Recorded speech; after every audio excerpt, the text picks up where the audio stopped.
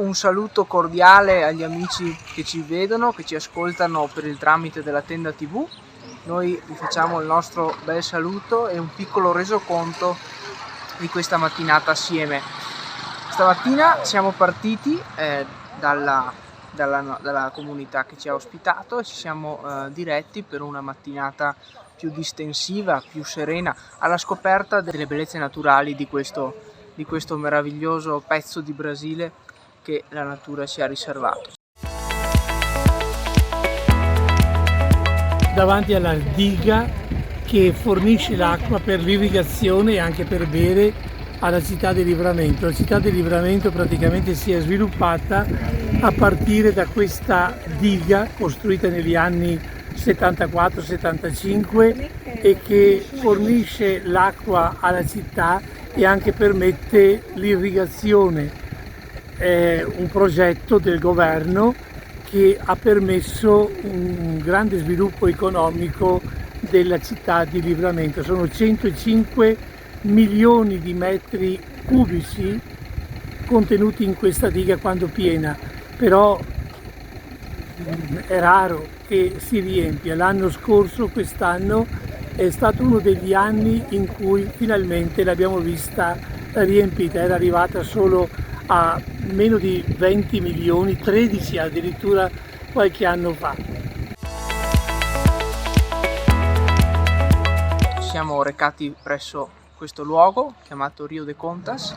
Sappiamo che Rio è il termine in portoghese che sta a significare un rigagnolo, un fiume, quindi un corso d'acqua, motivo per il quale all'arrivo in questa nostra località ci siamo subito interfacciati in questa bella realtà fra rocce, con questo corso d'acqua che seguiva, quindi una mattinata serena, rilassante, con momenti di divertimento.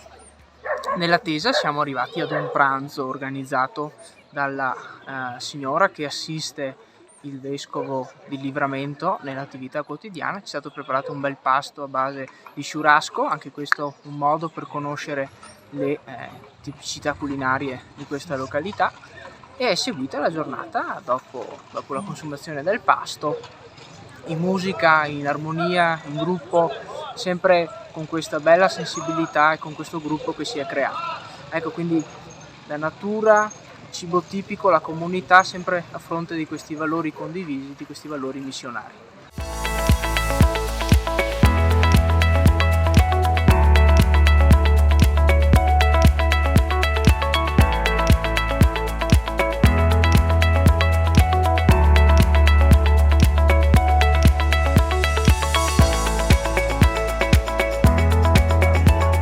A seguito del pranzo ci siamo trasferiti nella comunità di Quilombola, dove un leader della comunità locale ha avuto premura di ospitarci presso la chiesa e di raccontarci un pochettino la storia del territorio, una storia fortemente segnata dalle discriminazioni razziali nei confronti delle persone di pelle di colore, e da qui è nato un movimento, un coordinamento nazionale per tutelare queste persone e progredire con questo movimento continuo, con questa lotta contro queste discriminazioni che ancora oggi lasciano il loro segno.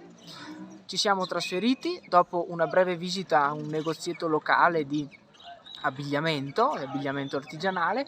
Ora siamo qui a 1400 metri, siamo in altitudine e ci aspetta una bella messa alle ore 19 presso questa bella comunità del Mato Grosso. La Santa Messa delle ore 19 qui sarà presieduta dal nostro conterraneo vescovo di Livramento, Monsignor Armando Bucciol, e concelebrata da anche i sacerdoti che ci hanno accompagnato per questa bella esperienza. A tutti il saluto più sincero e un arrivederci.